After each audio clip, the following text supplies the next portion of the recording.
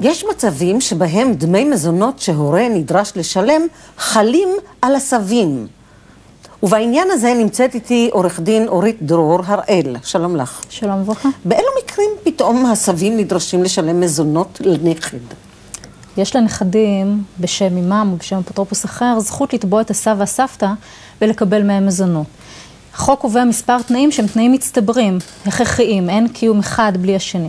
האחד הוא שהקטין לא יכול לקבל את מזונותיו מנכסים שלו מעבודה, מה שבקטינים הוא ברור. כן. הדבר השני הוא שהקטנים לא יכולים לקבל את המזונות מהוריהם שלהם, לא מהאמא ולא מהאבא בשביל לספק את מלוא הצרכים שלהם. והדבר השלישי הוא... זה גם כשהאב לא משלם מזונות? כשהאב לא משלם מזונות, לא ביטוח לאומי משלם? ביטוח לאומי משלם מזונות לפי הקריטריונים של ביטוח לאומי. כן. במרבית המקרים זה לא מספק את צרכי הילדים. ואם הילדים לא מסופקים במקרה הזה, יש זכות לתבוע את הסב והסבתא. מי קובע אם הם לא מסופקים? בית המשפט. ומי מגיש תביעה בשם הנכד? בדרך כלל מי שמגיש את התביעה זה האמא של הקטינים. שהיא פונה לבית המשפט ואומרת, אין ביכולתי לשאת בצרכי הקטינים. הקטינים זקוקים למזונות, אין להם אוכל, אין לי יכולת לממן את כל הצרכים שלהם, אני זקוקה לעזרה. אז היא טובת הסבים, אבל מהצד של הבעל, לא מהצד שלה, נכון? במרבית המקרים, כמובן. את מבינה, יש בזה משהו שהוא קצת צורם לי, כי סבים בדרך כלל דואגים לשנותיהם הבאות, והם צריכים לדאוג שיהיה להם די כלכלתם עד סוף ימיהם, ודיור מוגן להם, זה נשמע לי נורא לתבוע. כמובן, אבל חייבים לעשות פה איזשהו סדר בעניין.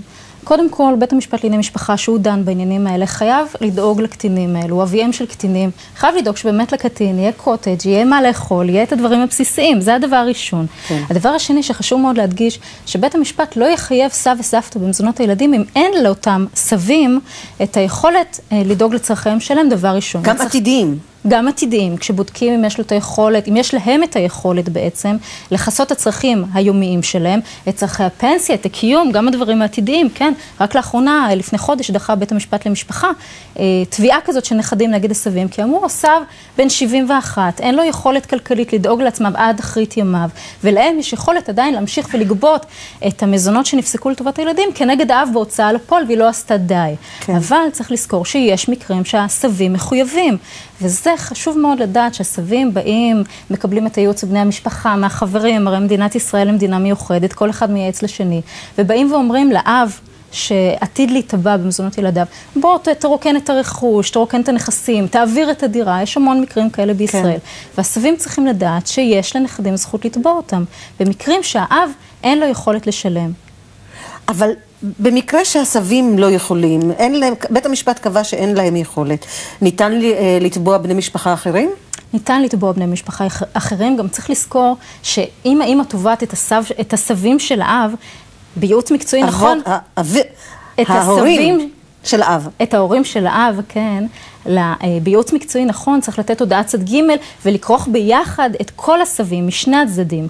כחבות במזונות של הנכדים על שני הצדדים יחדיו. על שני הצדדים גם על ההורים שלה. כן, כן. וזה משהו שחייבים לדעת, והוא ייעוץ מאוד מאוד חשוב במקרה הזה. לדעתי זה ממש הורס משפחות בצורה, גם נראה לי לא הגון לתבוע סבים, אלא אם כן מאוד מאוד מאוד עשירים ומסודרים. אני חושבת שחייבים להדגיש פה איזושהי נקודה שהיא לא ברורה. מדובר פה על מקרים של אבות, אני אתן מספר דוגמאות אולי יותר ברור, שהם נכים, כן. שהם חולים, שאין להם יכולת לשלם מזונות, מדובר פה על אבות את מדברת. במרבית המקרים זה אבות, כן. כן. שאין להם יכולת לשלם מזונות, והילדים האלה צריכים להתקיים ממשהו, צריך לשלם לגן, צריך לשלם לבית ספר. זה דבר אחד. יש מקרים, חוץ מהמקרים האלה של אנשים בבית סוהר, של אנשים בבתי חולים שבאמת לא יכולים לשלם, יש את המקרים שקורים הרבה במדינת ישראל, של אבות שמשתמטים מתשלום המזונות. ייצגת נכדים שטבעו את צוויהם? ייצגתי סבים שנתבעו על ידי הנכדים. כן. הם לא מרגישים נבגדים? הם מרגישים מאוד לחוצים, זו תביעה מאוד לא נעימה. צריך לזכור שהסבים צריכים לחשוף בבית המשפט את ההכנסות שלהם, את המקורות שלהם, את הנכסים שלהם. גם גידלו את הנכדים האלה, זה מאוד צורם. אני מאוד מודה לך שהיית כאן. תודה רבה. תודה לך.